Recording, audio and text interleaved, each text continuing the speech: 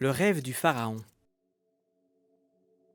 Une nuit, dans son lit majestueux, le pharaon fait un rêve. Il gronde, il gémit, il râle. Il voit 7 vaches énormes sortir du fleuve, le Nil. Elles sont grosses, lourdes et grasses et peinent à monter la pente. Après les 7 vaches grasses, c'est 7 vaches très maigres qui sortent de l'eau. Elles sont plus rapides, elles se mettent à dévorer les grosses vaches. C'est un carnage, c'est épouvantable.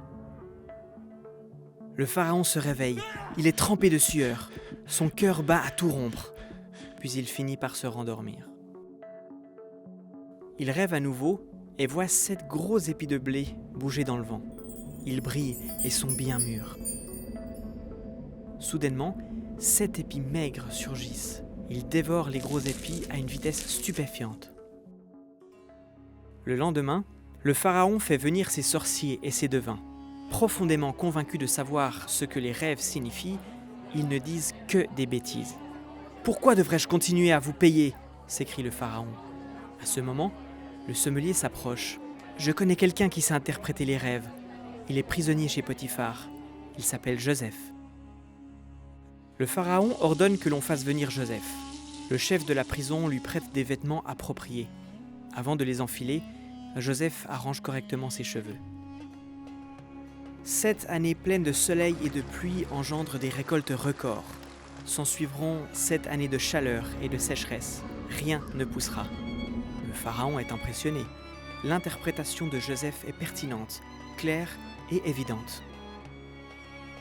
Joseph conseille le pharaon en disant « Il vous faut une personne compétente pour coordonner le stockage des récoltes pendant les bonnes années.